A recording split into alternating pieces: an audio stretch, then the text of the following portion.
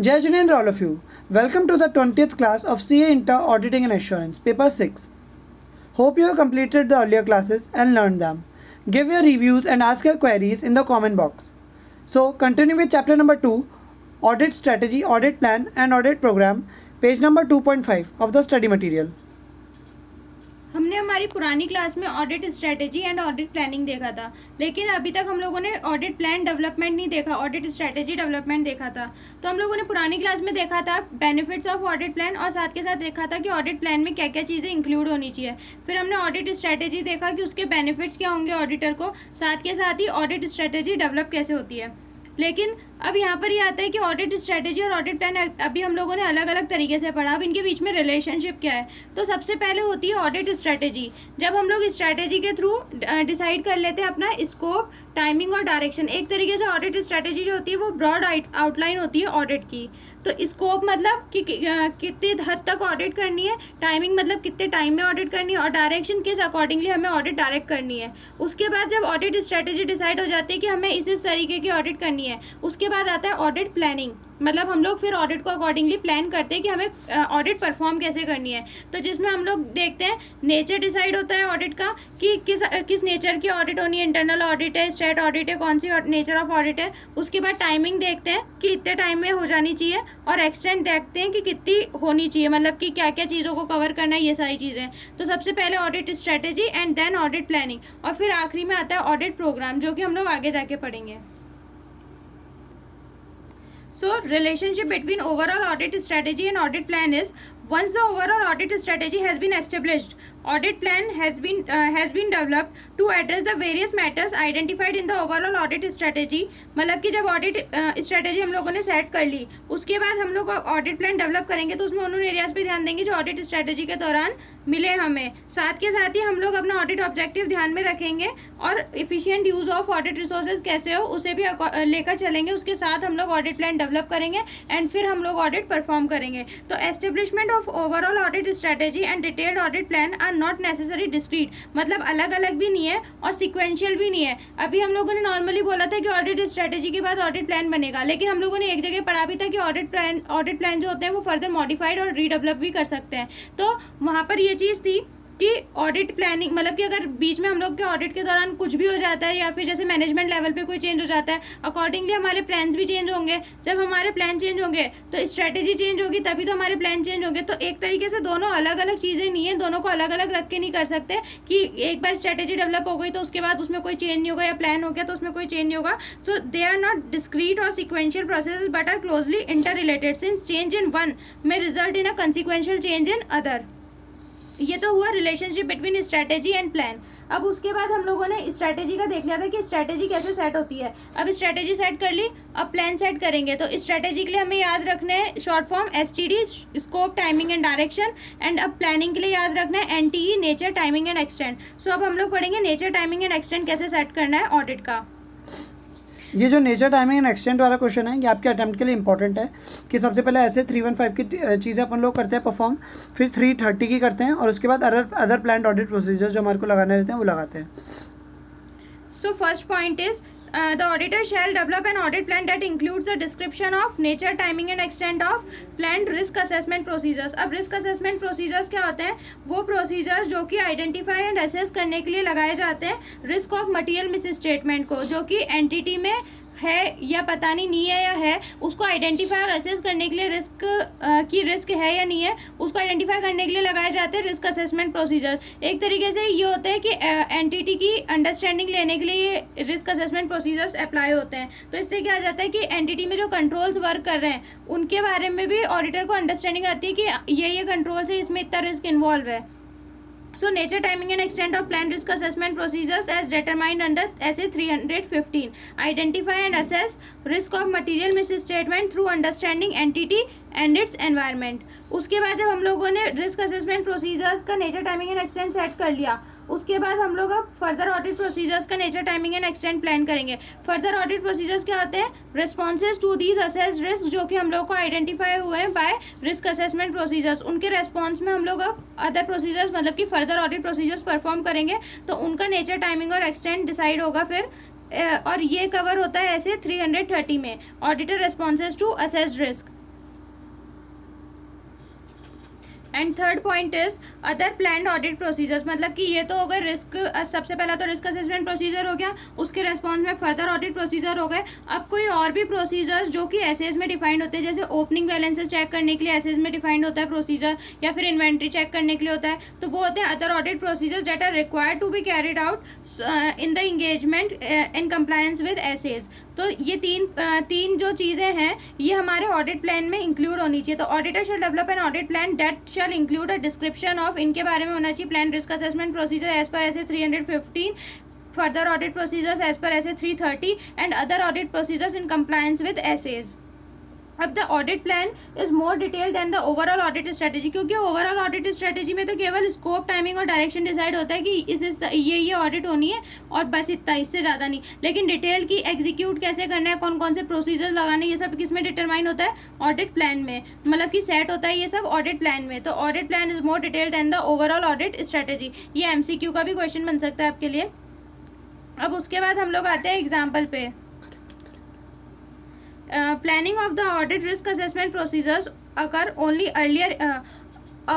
in the audit process, क्योंकि planning तो सबसे पहली स्टेज होती है। However, planning the nature, timing and extent of specific further audit procedure depend on the outcome of risk assessment procedure, क्योंकि further audit procedure are in a response to risk identified in risk assessment procedures. In addition, auditor may begin the execution of further audit procedures for some classes of transaction, account balance and disclosure before planning all the remaining further audit procedure.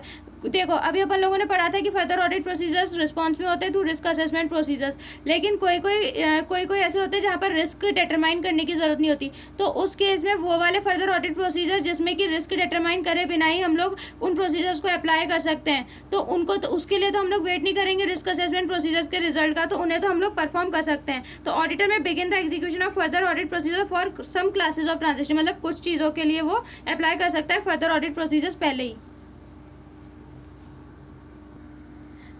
अब ये जो हमने topic पढ़ा अभी कि audit plans is more detail than the overall audit strategy, ये MCQ के साथ साथ आपके करेक्ट इनकरेक्ट में भी पूछ सकते हैं। एंड उसके बाद आता है knowledge of the client business. अब हम लोगों ने ऑडिट प्लान सेट कर लिया, तो उसमें हम लोगों ने ये डिटरमाइन कर लिया कि ऑडिट प्लान में ये चीज़ें इंक्लूड होनी चाहिए, मतलब कि risk assessment procedure, further audit procedure and other procedure. अब उसके बाद हम लोगों ने सबसे पहले पढ़ा था कि ऑडिट प्लान सेट करने के लिए सबसे पहले ऑडिटर को क्लाइंट बिजनेस की पूरी नॉलेज होनी चाहिए। तो अब हम लोग वही पढ़ेंगे कि knowledge of the client business मतलब क्या।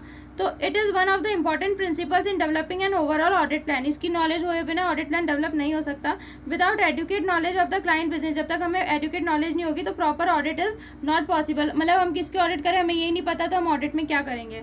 As per SA 315 identify and assess the risk of material miss statement through understanding entities and its environment.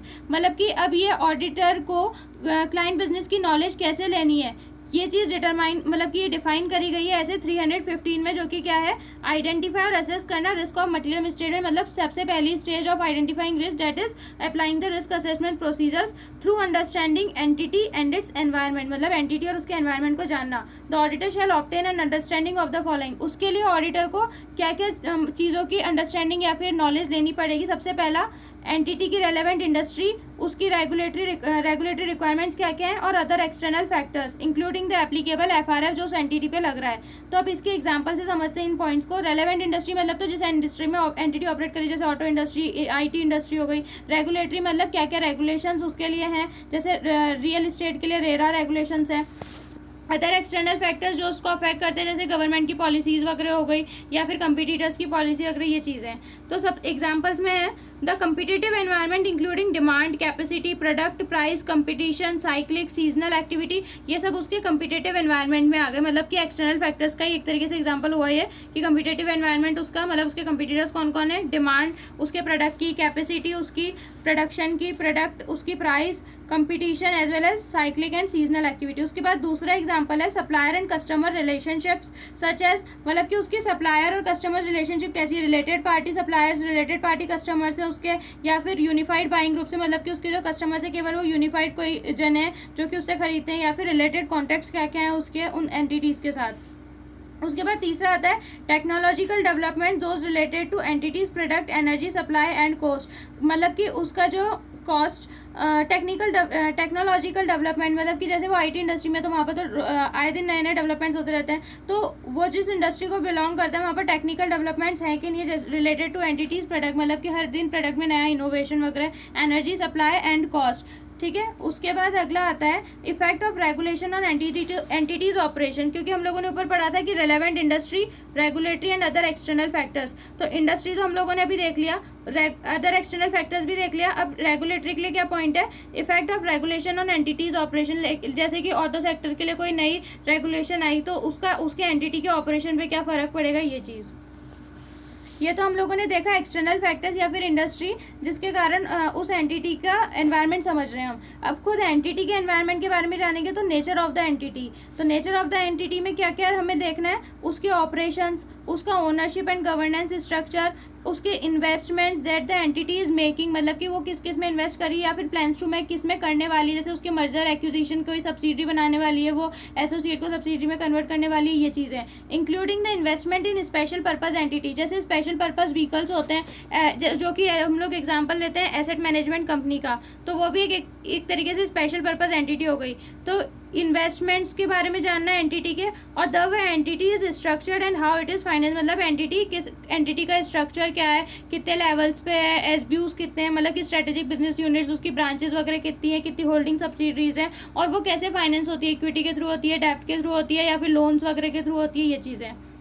अब हम लोगों ने देखा एंटिटी का एक्सटर्नल एनवायरनमेंट प्लस एंटिटी का खुद का एनवायरनमेंट, उससे हम लोगों को एंटिटी की अंडरस्टैंडिंग होगी कि एंटिटी का मतलब कि बिजनेस कैसे रन होता है, या फिर उसमें हम लोगों को ऑडिट करने के लिए अकॉर्डिंगली क्या क्या करना पड़ेगा। तो this enables the auditor to understand the class of transaction, account balance and disclosures to be expected in financial statements. जब जैसे कि हम लोग अगर किसी रियल इस्टेट की ऑडिट करने वाले हैं, उसकी हम लोगों ने एंटिटी को जान लिया, रियल इस्टेट एंटिटी को, कि उसका नेचर और प्लस उसका एक्सटर्नल एनवायरनमेंट, मतलब कि इंडस्ट्री का नेचर क्या है, उसके अकॉर्डिंगली हम लोगों को पता लग जाएगा कि इसमें ट्रांजेक्शन्स की क्या किस तरीके के होने वाले हैं, अकाउंट बैलेंसेस किस तरीके के मिलेंगे, और डिस्क्लोजर्स किस तरीके के रिक्वायर्ड हैं या फिर एक्सपेक्टेड है उसके फाइनेंशियल स्टेटमेंट्स में।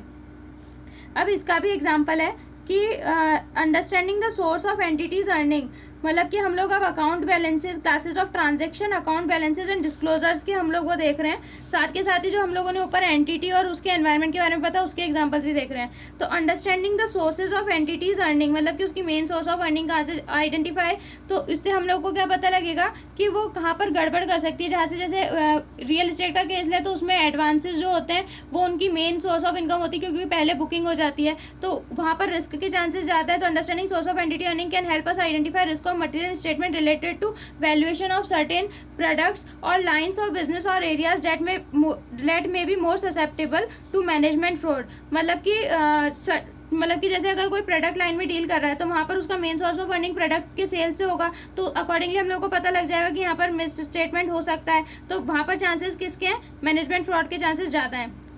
उसके बाद है understanding the key supplier and customer relationship can help us identify potential related parties and risk related to revenue recognition, मतलब कि अगर हम लोग की सप्लायर्स, मतलब कि एंटिटी को जिससे माल खरीदता है वो चीज़, एंड कस्टमर रिलेशनशिप की उसके कस्टमर के साथ रिलेशन कैसे हैं, मतलब रिलेटेड पार्टीज़ हैं या फिर नॉर्मल कस्टमर है, ये चीज़ भी आइडेंटिफाई होती है। तो अगर ये आइडेंटिफाई कर देंगे तो हम लोग को इससे पता लग जाएगा कि रिलेटेड पार्टीज़ कौन कौन सी है, और risk related to revenue recognition, क्योंकि रिलेटेड पार्टीज़ को मे भी बहुत ज़्यादा डिस्काउंट पे देते हो, तो रेवेन्यू रिकॉग्निशन में अकॉर्डिंगली उतना ही रिस्क के चांसेस इंक्रीज हो जाते हैं।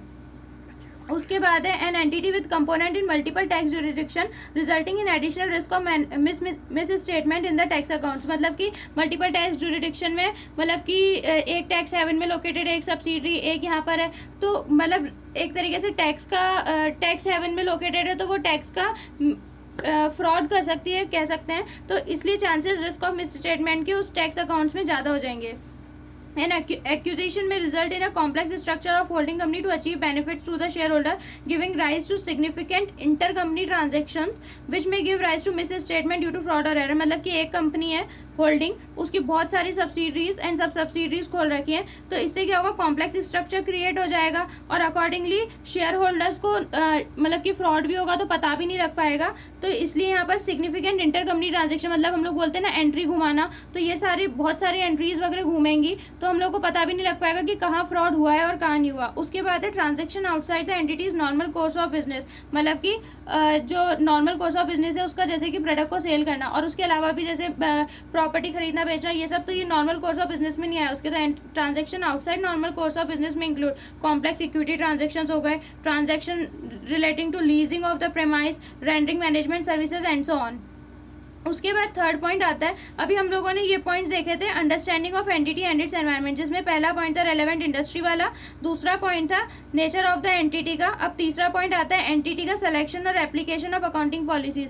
अंडरस्टैंड कर रहे हैं एंटिटी को तो उसका एक्सटर्नल एनवायरनमेंट उसका खुद का, अब उसकी अकाउंटिंग पॉलिसीज का सिलेक्शन और एप्लीकेशन, मतलब वो कैसे सेलेक्ट करती है और फिर उन्हें कैसे अप्लाई करती है। अकाउंटिंग पॉलिसी का एग्जाम्पल हो गया जैसे इन्वेंट्री के वैल्यूएशन के लिए लीफो फीफो मेथड में से कौन सा यूज़ करती है, तो उसका सिलेक्शन कैसे करा प्लस उसका एप्लीकेशन कैसे करा, including the reasons for change. और अगर पिछले साल में लीफो करा था फीफो करा है तो रीजंस फॉर चेंज क्या है। द ऑडिटर इवेल्युएट करेगा यहाँ पर कि वेदर द एंटिटी की अकाउंटिंग जो पॉलिसीज़ हैं वो अप्रोप्रिएट है कि नहीं उसके बिजनेस के लिए, और वो कंसिस्टेंट है कि नहीं है with the financial reporting framework. मतलब फाइनेंशियल रिपोर्टिंग फ्रेमवर्क कहता है कि लीफो लगाओ और एंटिटी लगा रही है फीफो मेथड, क्योंकि उसको ज़्यादा फायदा उसमें हो रहा होगा। And accounting policies use in the relevant industry, और इंडस्ट्री में कौन सी पॉलिसीज यूज होती है, एंटिटी अलग तो नहीं चल रही। उसके बाद इसके एग्जांपल्स में हम लोगों ने अकाउंटिंग पॉलिसीज वाले के एग्जांपल में दे रखा है, we use our understanding of the entity's accounting principles, financial reporting policies और disclosures to help us determine the need to involve a specialist to help perform audit procedure related to particular disclosure, जैसे कि pension का disclosure हो गया। मतलब कि जब हम लोग वी यूज़ आवर, मतलब कि जब ऑडिटर जो है वो एंटिटी के अकाउंटिंग प्रिंसिपल्स की अंडरस्टैंडिंग लेगा या फिर फाइनेंशियल रिपोर्टिंग पॉलिसीज और डिस्क्लोजर की, तो उससे अकॉर्डिंगली वो डिटरमाइन कर पाएगा कि किसी स्पेशलिस्ट की ज़रूरत है कि नहीं है टू परफॉर्म ऑडिट प्रोसीजर, क्योंकि ऑडिटर को हर चीज़ करनी नहीं आती। वैल्यूएशन के लिए ऑडिटर नहीं है, वो केवल ऑडिट परफॉर्म करने के लिए, तो उसको स्पेशलिस्ट की रिक्वायरमेंट है कि नहीं है। जैसे कि एग्जाम्पल है कि पेंशन डिस्क्लोजर जो एंटिटी ने करा है तो स्पेशलिस्ट की ज़रूरत है कि नहीं कि आइडेंटिफाई कर सके हाँ ये सही अमाउंट इन्होंने डिटरमाइन करा है, या फिर द ऑडिटर मतलब कि ऑडिटर को किस चीज़ में और हेल्प होगी, the effect of our audit of significant new or revise disclosures that may be required as a result of change in entities environment. मतलब कि अगर कोई एंटिटी के एनवायरनमेंट में चेंज हुआ है, फाइनेंशियल कंडीशन और एक्टिविटीज़ कुछ ऐसी है जिसके कारण डिस्क्लोजर करना पड़ेगा, तो उसका अगर डिस्क्लोजर करा है या फिर करना है तो उसका ऑडिट की वे मतलब कि वो जो ऑडिट कर रहा है उस पर क्या इफेक्ट आएगा। तो effect of our audit on of significant new or revise disclosure जो कि रिक्वायर्ड है एंटिटी को, उसके एंटिटी के एनवायरनमेंट में चेंज हुआ है, फाइनेंशियल कंडीशन एक्टिविटीज़ में चेंज हुआ है, change in the segment of reporting of segment information arising from significant business combinations. Business combination मतलब मर्जर एक्विजिशन, ये सारी चीज़ें। उसके बाद सेकेंड पॉइंट आता है, सेकेंड एग्जाम्पल इज मतलब कि एंटिटी के जो कंपटीटर है उसने कोई और अकाउंटिंग पॉलिसी अडॉप्ट कर रखी है और मैनेजमेंट ने डिसाइड करा कि वो कोई और अडॉप्ट करेगी, तो उसके रीज़न तो उससे पता क्या लगेगा कि मतलब कि एंटिटी की सिलेक्शन और एप्लीकेशन ऑफ अकाउंटिंग पॉलिसीज़ और उसमें अगर कोई चेंज है वो चीज़, और एंटिटी की अकाउंटिंग पॉलिसीज अप्रोप्रिएट है कि नहीं है, ये चीज़ें पता लगेगी इन एग्जाम्पल से। ये एग्जाम्पल्स दे रखे हैं, और भी बहुत सारे केसेस हो सकते हैं।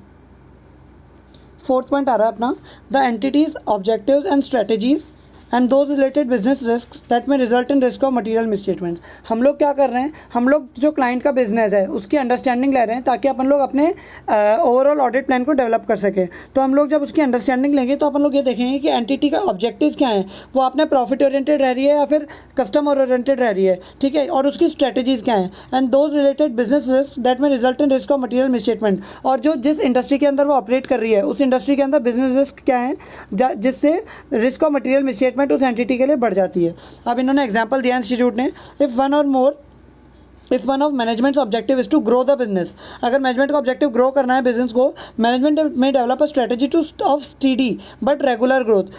एक साथ में एक झटके में ग्रोथ वाली नहीं, स्टीडी नॉर्मल ग्रोथ के पेस पे हम लोग चलेंगे तो मैनेजमेंट वाली स्ट्रेटजी अपना सकती है through specific marketing campaigns and development of new markets. Alternatively management क्या कर सकता है, may develop a more aggressive complex strategy of acquiring competitors. Management ये कर सकता है कि इसकी स्ट्रेटजी ऐसी हो कि कॉम्पिटिटर्स को एक्वायर करता हो, अपने साथ मर्जर कर लेता हो, ठीक है। Each of these strategies gives rise to different business risk and potentially different risk of material misstatement. अब example of potential business risk क्या क्या हो सकते हैं, जैसे failure to keep up to date with new record, new products, technologies और services. सबसे अच्छा इसका एग्जाम्पल रहता है नोकिया का, ठीक है। अगला एग्जाम्पल हो सकता है एक्सेसिव रिलायंस ऑन अ की सप्लायर। हम लोग जब हमारे गुड्स बाय करते हैं तो हम लोग एक ही एक सप्लायर से बाय करते जा रहे हैं, हम लोग बहुत ज़्यादा डिपेंडेंट हो चुके हैं उसके ऊपर, या फिर किसी प्रोडक्ट पर, या फिर किसी इंडिविजुअल पर, such as the owner.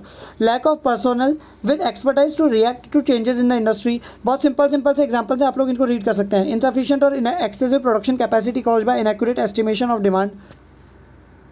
Loss of financing due to the entity's inability to meet financial covenants. Last point आ रहा है, आप लोग क्लाइंट के बिजनेस को अंडरस्टैंड करने के लिए, उसकी नॉलेज एक्वायर करने के लिए क्या करेंगे?